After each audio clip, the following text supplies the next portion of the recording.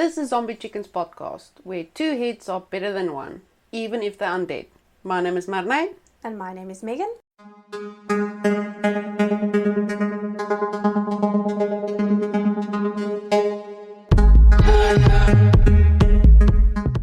Yes, I remembered it! For those of you who don't know, I've always had to read from a piece of paper the intro. So I've literally remembered it after 12 episodes. Took you long enough. Long enough, yes. Yeah, so today we are doing for our 13th episode. Friday the 13th. Yes, we will be talking about some folklore from Mexico. So each of us will have two folklore stories that we will be telling and Discussing. And yes. And like we always do, go off a bit on a tangent about random things. I just want to put a sort of a disclaimer there that we cannot pronounce most of these Mexican words. I am trying, and therefore will not try to evoke any Disrespect? What? Yeah, disrespect. Disrespect. Yeah, we're definitely not doing it on purpose.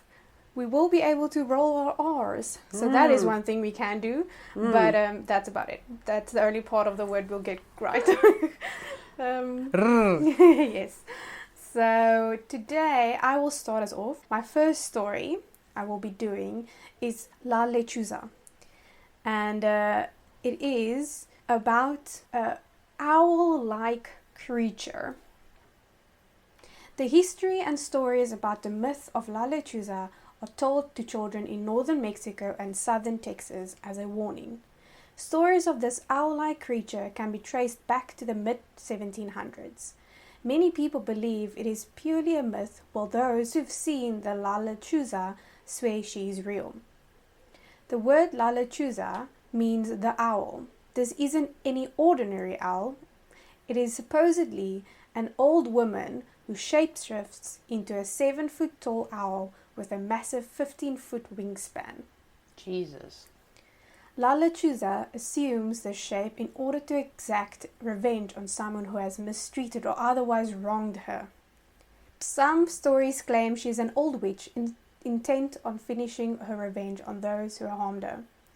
Another story tells how the La Lechuza is an actual owl that does the bidding of the old woman.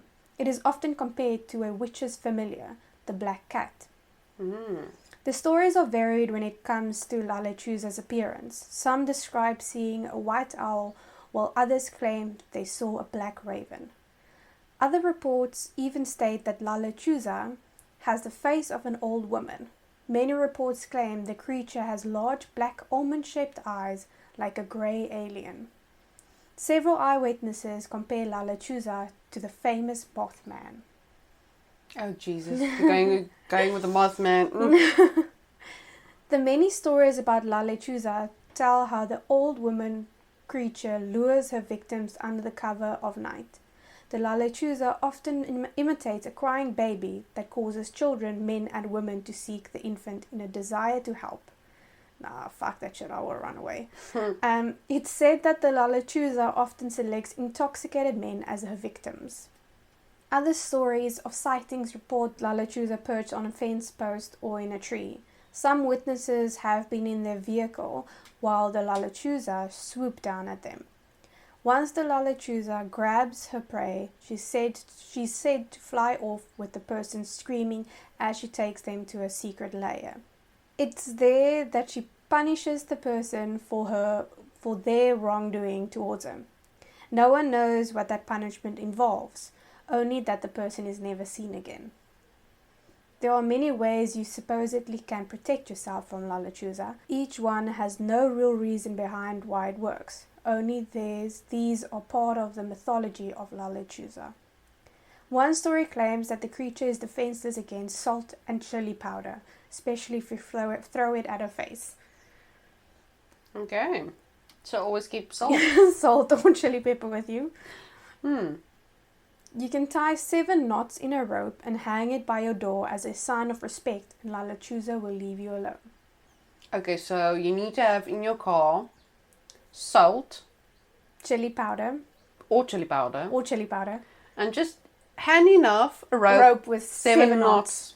Not 6, 7 knots. Okay. Another claim states that by reciting a prayer such as the Canticle of Mary, the creatures will be frightened away.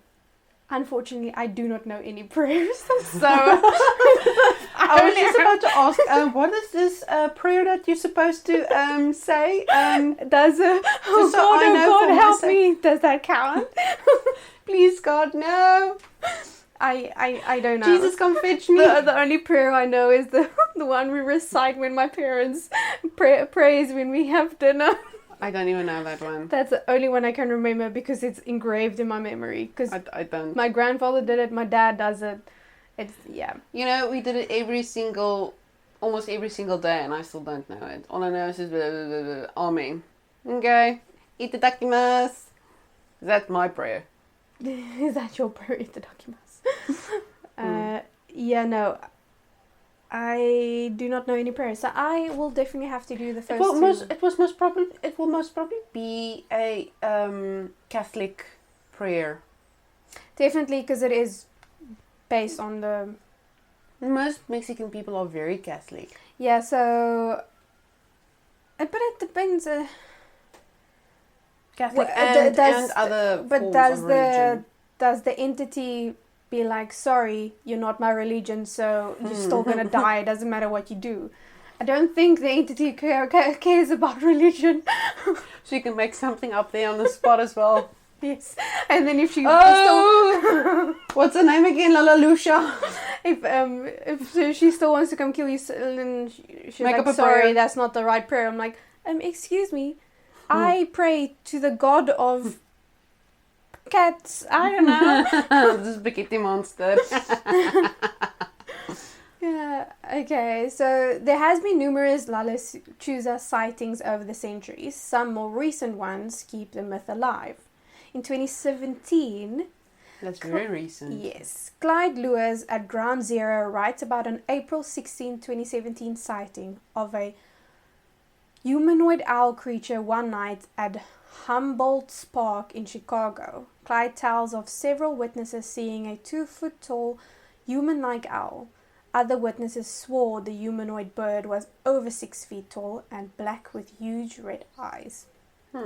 And then Mike Cox writes about 3 women on their way home from San Antonio one night encountering a La Lechuza. According to the women, they saw a very large bird come up from behind them and fly past the car. The bird turned and came back towards the women. At one point, the bird kept pace outside the driver's window as the woman driver tried to outrun the bird. Suddenly, the car engine stopped and wouldn't restart. The 3 women sat terrified in the dark when the bird disappeared and the driver was able to restart the car. And then another popular story is of several men tracking down and shooting what they believed was La Lechuza. They searched and were unable to find the bird and gave up. The next morning they set back out to find the bird when they came upon the body of an old woman with frightening features. Her limp body was draped over a tree limb, and men believed they'd killed a real La Lechuza. So that was the story of La Lechuza. That's quite interesting. Yeah. Yeah, it's just... again, me with my very logical brain. I think the thing would stand in front of me and I would just say, no. No. I am... No. I must say, I'm a pussy. So... I get scared really easily. I get a fright as well, very easily. But in my mind, I'm like, no. This is not this, what I'm seeing. I am that stupid person who's downstairs at night and keeps on looking outside the window thinking they're going to see something and only sees their reflection but still gets a heart attack. Oh, because you had incidences with that. True, I did, but it was a fear before the incidents, and then it happened, and then it's worse. Stuck. Yeah. And we're saying it as if something really traumatic happened. It was literally just a neighbor standing at the window wanting to knock on the door, and they didn't hear, and she was standing at the window to get a response, and then I saw her. That is a frightening thing to experience. And I think I was 13 or 14. Probably late as 15. No, I was 15 when we moved out of that house. I was probably like 13, 14. Yeah, that is a difficult age. Yeah, I was. Damn, fuck, I literally started crying. That's how big a fright I had. Anyway, because it was a fear before that. And that just worsens it. Yeah. No, but you know what's my fear? It's not really a fear. It's just sort of I'll call it a paranoia, basically. Now, showering, you know. Oh, washing your face. Your hair. Well, your hair and face, because you have to close your eyes. You're like... No. Just listen to this. Now, again, I'm not really a paranoid person. Yeah. Not really. I was showering this one time, washing my hair.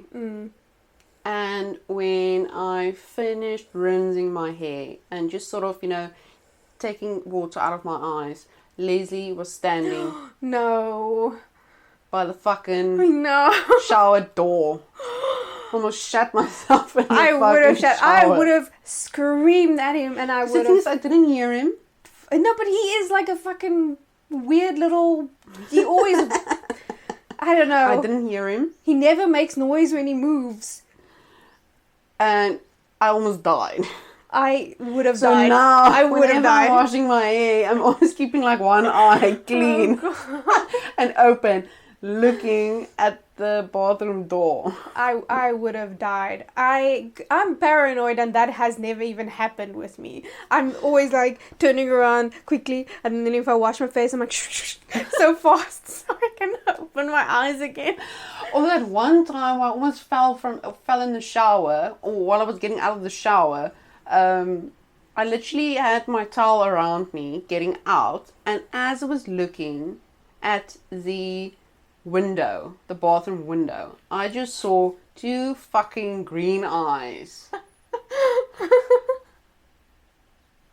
staring at me. And then I realized it's a fucking cat. You're the one that wanted black cats, so...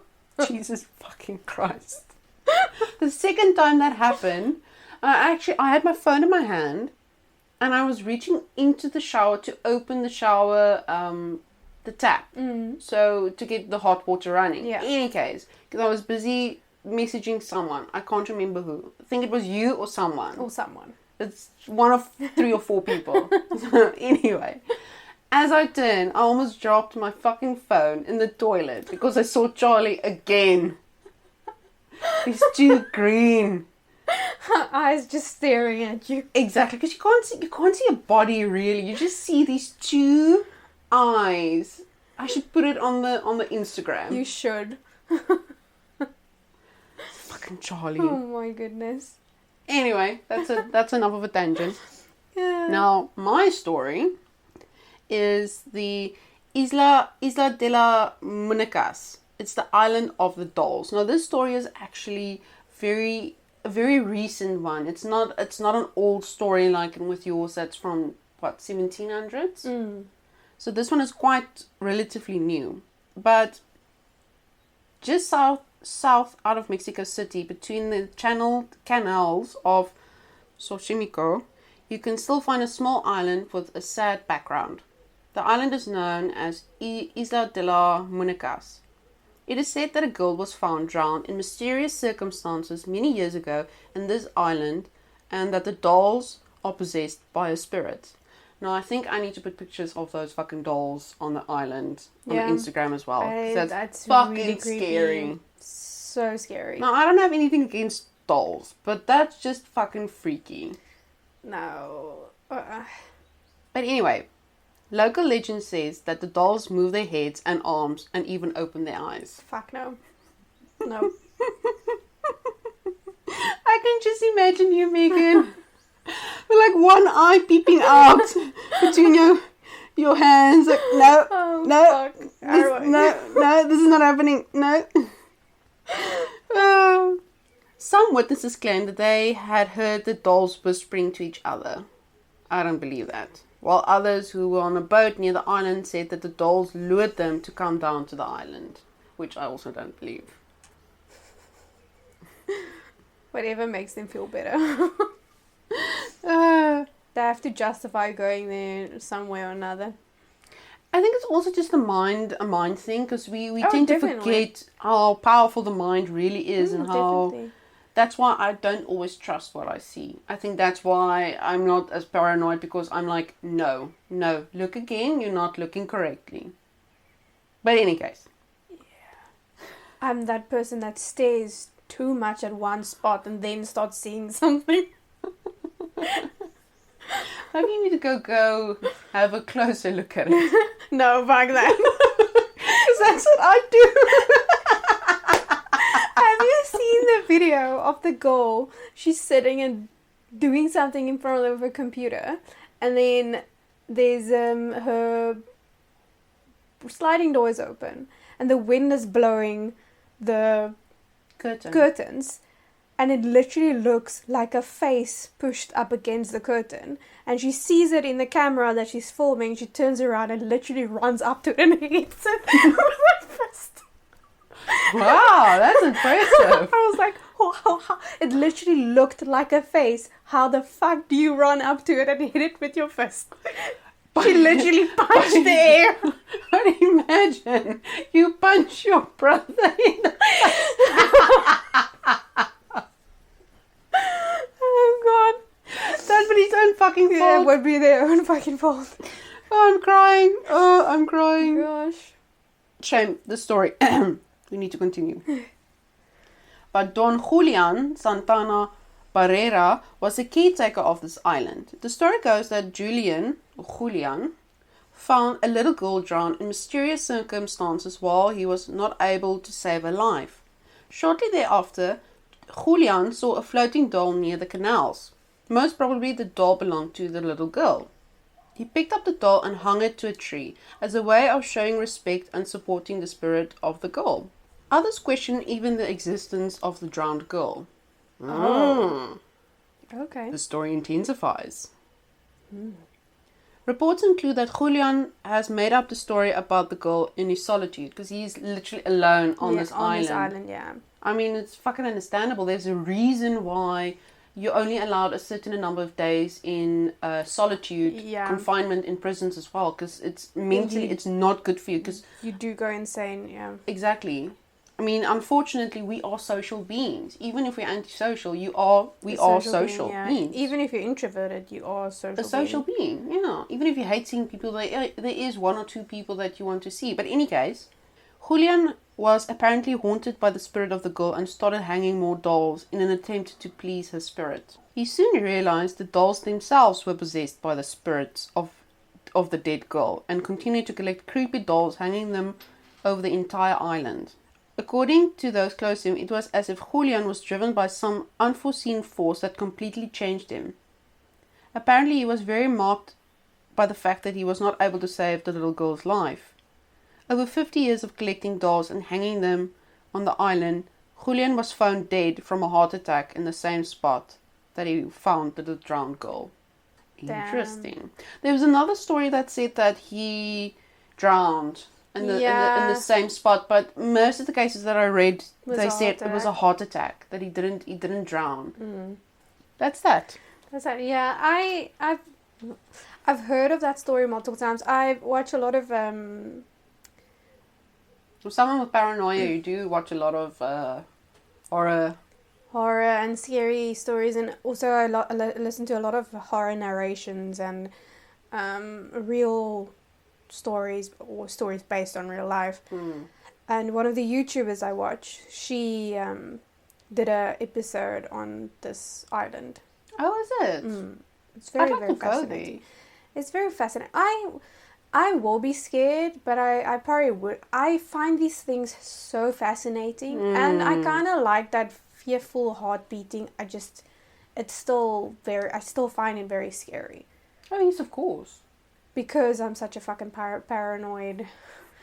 I'm really bad, but I find it's addictive to feel that way.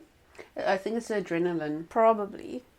It's the adrenaline. The blood rushing to your ears and like it is very addictive. Where you literally hear your heart in your ears. Some people are addicted to the adrenaline by doing extreme sports. I'm addicted by watching scaring myself.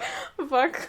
Can you remember when we still lived together? There was this one time where someone suddenly knocked on the door. Yes. That was actually scary, even for me, because for those of you that you won't know, but we lived in a house together and there was a lock on the main gate. But those that knew us, that really knew us, knew how to open the gate without using the unlocking the key.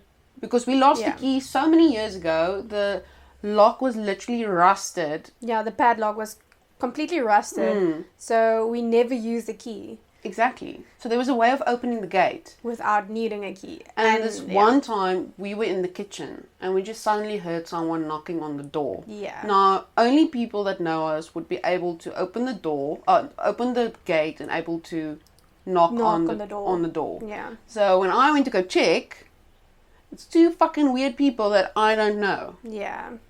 That was very scary. I think that's the thing. I get scared about everything. You get scared mainly about real life things. Oh, yeah. You don't really get scared about... I say again, ghosts and stuff don't scare me. People scare me. Look, I get scared about everything. So I'm both ways. Like, I fucking hate people. So anything they do scare me. But there was this one episode in Luther. And that fucking scares the living shit out of me. In what? In Luther. Luther? The series. It's a British series. Yeah. I think it's about 4, 5 or 6 episodes per season. Idris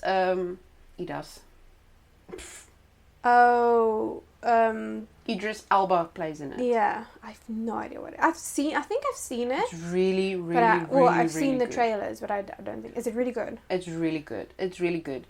One of the episodes, there's a killer that stalks women. So he breaks into their house. Yeah. The specific one.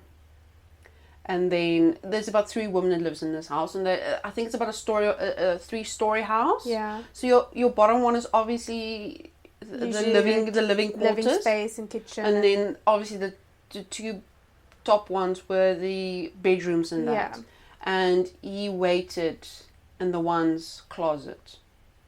Fuck. And looked at her while she undressed, went to go shower, went downstairs, and when she eventually went back up, he killed her. Fuck. And those type of stories are based on real life. I've done research. I've seen so many real life cases. That's very similar. That happens. And it's usually either someone that was in their life, like a neighbor or someone this guy that they specifically met was a serial killer. Like a lot of times it's someone that's not necessarily close to you. It's someone you know of someone. You know. So yeah. So it's they see you and they get this fascination with you, and then it just progresses. But I've seen a lot of stories depicting that same scenario.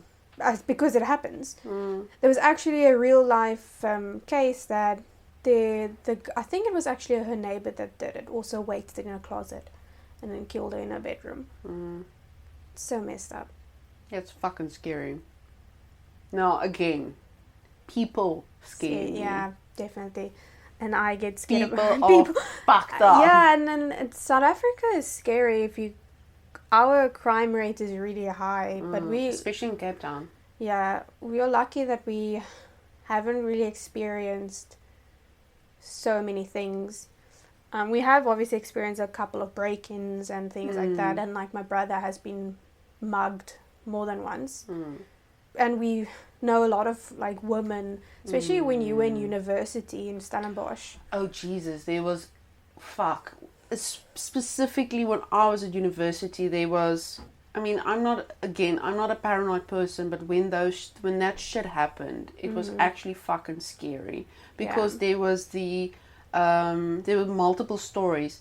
There was, in my first year, we had a couple of abduction cases, like literally in, and we're not talking about, the quiet streets. It's like the busy streets. And the sad fucking story is one of the girls that that was almost abducted. I knew her. Yeah, and that's the thing is with like areas like that where things happen. It's people around you, people you know, and luckily she thought very quickly. But in any case, that was one of the things that happened. Then there was, I can't remember which came first, but there was a lot of muggings happening. Terrible muggings and stabbings. Again, it was on the busy streets. That was where my brother was mugged the first time. It's always on the busy streets. It's never on the quiet ones. Then there was a lot of rape cases. I remember the girls that go jogging and then in that wooded area. Exactly. And the girl that was my class, her sister was robbed in her flat. And I think they stabbed her as well. Damn. No, it's really scary. And I remember it was a lot of females targeted that time period. Exactly, when I was at university. And the problem is that I tend to stay on campus quite late. Like I would go home at 9, 10 o'clock sometimes when I have to work late. Sometimes it was later. Sometimes you only left like at 11. It depends on how much work I had to do. Yeah, I remember that. And I was always like, damn, it's scary. But yeah, because the parking lot where you're supposed to park is quite far from my campus building. Very secluded. Yes, very secluded, and it's very dark. And so there's a lot of hiding spaces. A lot. So I usually would go about 5 or 6 o'clock. I would go fetch the car and park the car closer. Remember you said that, yeah. Because my dad always told me, just please be careful, please be careful. But I had a lot of tools in my bag, so I can whack someone with... Yeah, but you never know how you'll react, though. That's the problem. That's the thing. You never know if you're going to just freeze up. Again, yes. And I mean, I'm one that carries... You know me. I carry a couple of knives on me. Yeah. And the thing is, you don't know if in that state, if you'll be able to think about it. Definitely. I think everything just goes out of your mind. Exactly. Well, moving on, my next story is La Planchada. In Spanish, La Planchada means ironed lady. The following is a well-known ghost legend in Mexico and the southwestern part of the US. It is a story of a ghostly nurse who is seen in hospitals in central Mexico in urban areas. This nurse is seen wearing an old-fashioned nurse's uniform. There are several versions of the story. The following is one that has been told many times. This story is connected to the hospital Juarez located in Mexico City. In the 1930s, a nurse by the name Eolalila worked at the hospital. She always wore clean, crisp, ironed uniforms. She was an excellent nurse and her patients were lucky to be under her care. But this changed when a handsome young doctor joined the hospital staff. Eolalila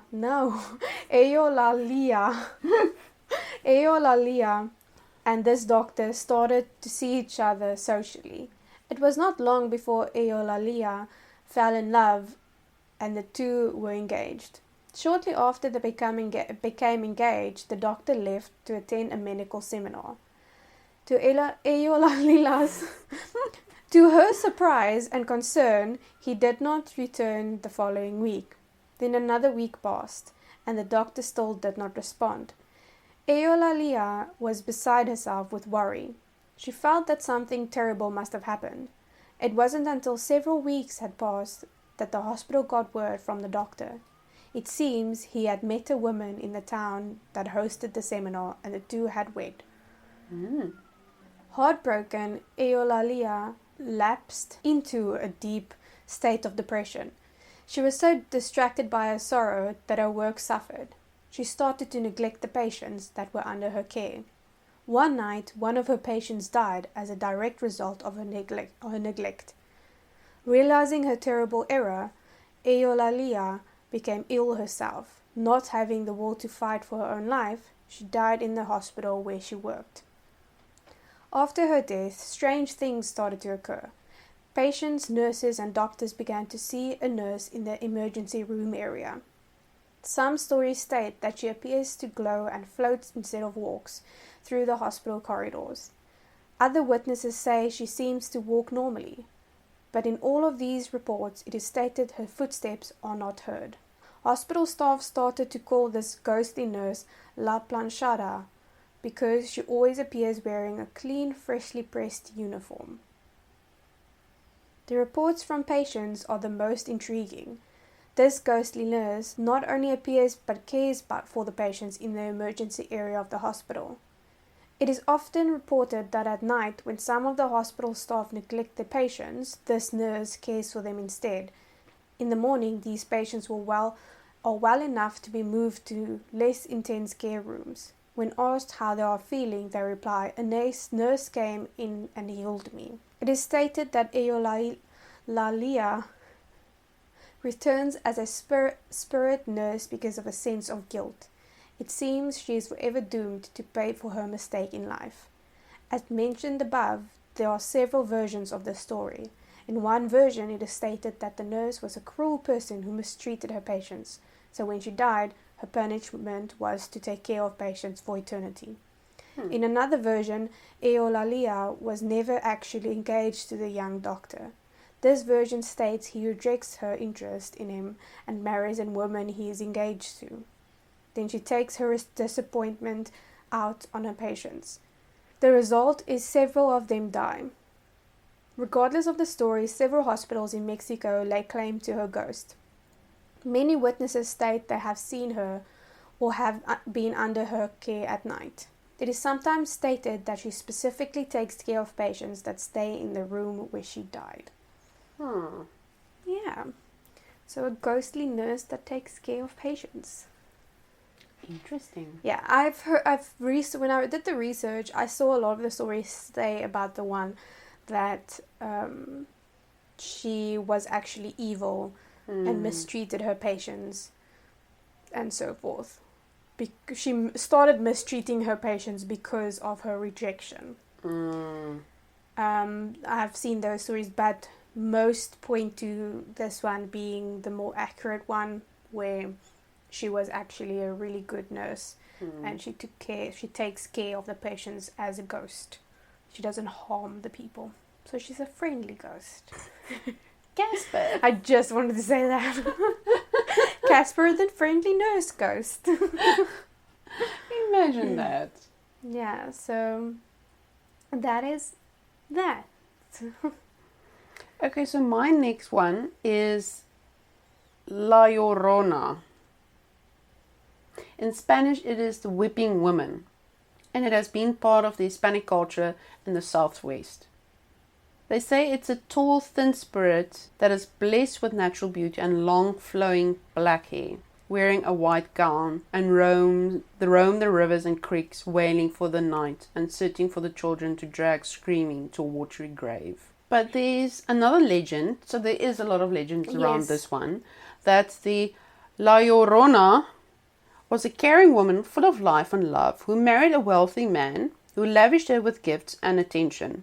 However, after she bore him with 2 sons, he began to change, returning to a life of womanizing and alcoholism after leaving her for months at a time. He seemingly no longer cared for his beautiful Maria, even talking about leaving her to marry a woman of his own wealthy class. When he did return home, it was only to visit his children, and the devastated Maria began to feel resentment towards the boys. One evening, as Maria was strolling with her 2 children on a shady pathway near the river, her husband came by in a carriage with an elegant lady beside him.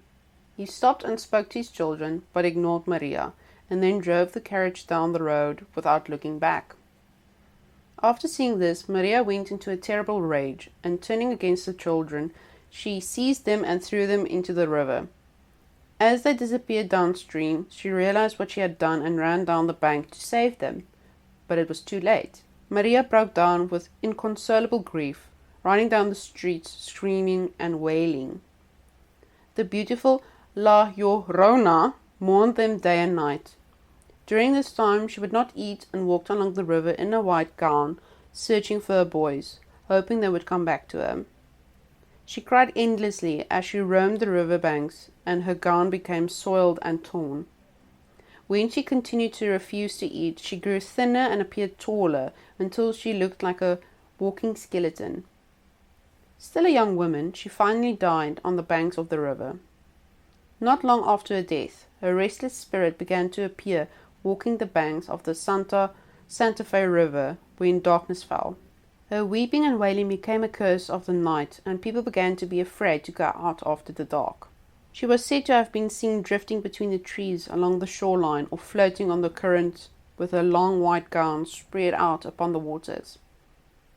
On many a dark night, people would see her walking along the riverbank and crying for her children.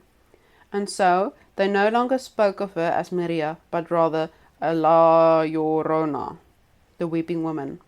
Children are warned not to go out in the dark, for the La Llorona might snatch them and throwing them to their deaths in the flowing rivers. So this is actually I have to admit, quite a scary experience that someone wrote. Mm. So when Patricio Lugan was a boy, he and his family saw her on a creek between Mora and Guadalupe, New Mexico. As the family was sitting outside talking, they saw a tall, thin woman walking along the creek. She then seemed to float over the water, started up the hill and vanished. However, just moments later, she reappeared much closer to them and then disappeared again. The family looked for footprints and finding none, had no doubt that the woman they had seen was a La Llorona. Damn. Yeah, I've heard so many different stories and variations of La that Llorona, one. yeah, because I also watch a lot of there's a lot of movies based on La Llorona. Yes. So I've seen I watch a lot of movie critiques and movie review channels on YouTube. If you can guess, I watch a lot of fucking YouTube. So the one that he is actually I think he's actually, I don't know if he said he's Mexican. I think he is Mexican. He speaks Spanish, and I think he's Mexican-American, American-Mexican. So he does a lot of reviews, and he did it on La Llorona. And there was one movie that was quite accurate to the story you just read. There's some that say that he abused her. Yeah.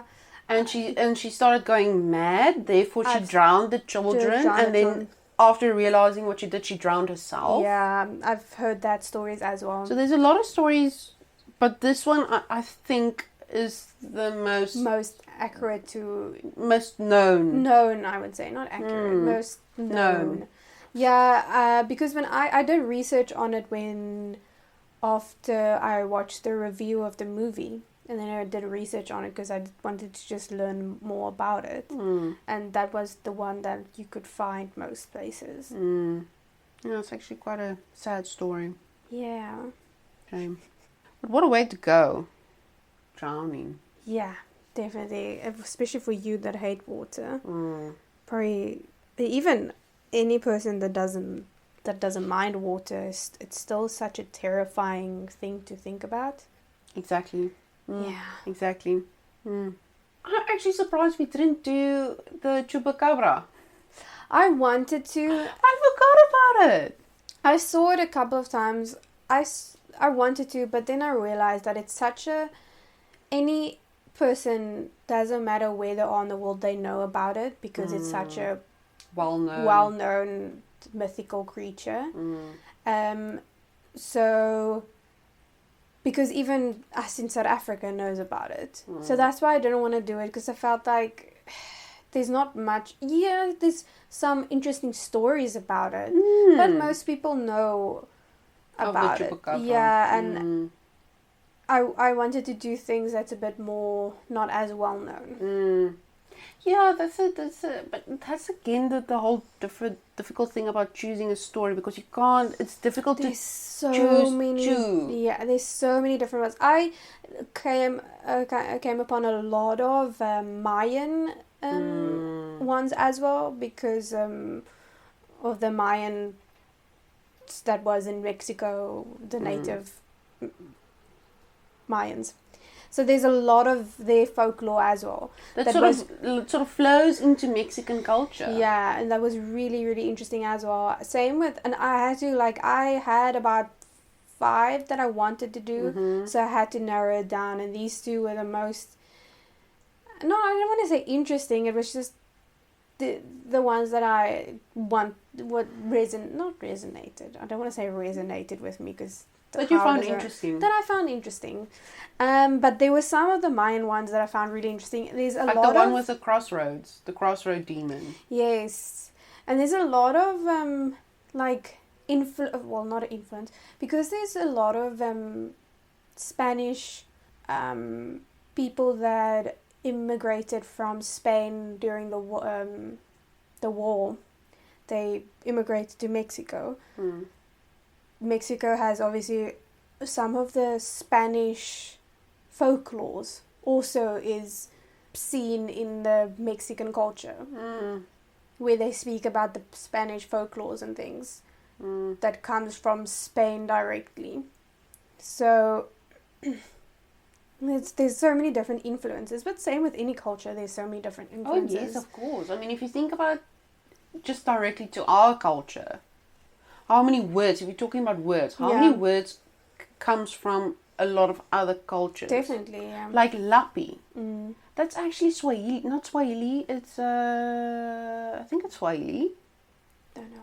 It's a cloth, lapi, it's a cloth, but it comes from Swahili. It's quite interesting. Really interesting. Yeah, we get influenced by so many different things, and same with like... especially if you immigrate as well. Yeah. You take it with you.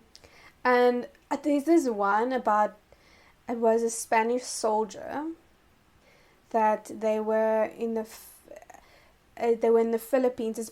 It's called the Specter Soldier or the Vanishing Soldier. There's different variations, but it's basically about a soldier that claims that he teleported. So he was in the Philippines guarding don't want to say army base. He was guarding something. He was part of the guard, whatever, the guards, not gods, guards. Guard division. Yeah, he was part of that, and then he was obviously doing his job, and while at sea, the president, I think he was the president, was attacked and killed by Chinese pirates. And while that happened, the guard, they literally found out about it and everything. And then something happened where he fell asleep while on duty. And when he opened his eyes, he was in the middle of Mexico City. And then the guards that was walking around in Mexico City, because there was a war, it was very strict with rules and things. They saw this guy with the Spanish the Spanish soldier uniform, basically, and they arrested him. And he kept on telling, no, he literally closed his eyes. When he opened it, he was here. And then he told them about the president dying, everything that, and because it was so, at that time, news didn't travel fast, no one knew about it yet, and they said, no, you're lying, blah, blah, blah, blah. And then they locked him up. And then a couple of days went later, they found out that the president actually did die by means of the Chinese pirates. And then they let him go because they realized everything he said was true. But yeah, so he claimed that he time traveled. Or not time traveled, teleported. Yeah, teleported. I think they said time traveled. No, it was teleported. yeah, so things like that, which because it's based in Spain and Mexico, like those were confusing ones. Hmm. Was quite a few interesting ones, but I think That's it for today. that's it for today. All the sources, all the stories we researched today or read today, all the sources we used will be in the description below. The description below. In the description of the podcast. And the next folklore we will be researching will be Turkey. Yes, so we'll do Turkish folklore for the next episode. It's going to be very interesting. Yes, so please stay tuned for that. And also remember to follow us on all the social medias at Zombie Chickens Podcast. Yes. And also don't forget to support us on Patreon. Yes. Only Please. it starts from $1.50 and any tier. And please you can follow us on Instagram. Yes, please follow us on Instagram, all our social medias. Like I And said. give us advice on what sort of topics we can do next. We're always looking forward for any ideas. Yeah, we generally plan our topic a month in advance, so you can definitely let us know whatever you would like to hear in the future. Yeah. And which one do you like most? Yes, just give us feedback. Yeah. And that's that. And that's Cheers it. for years. Cheers for years.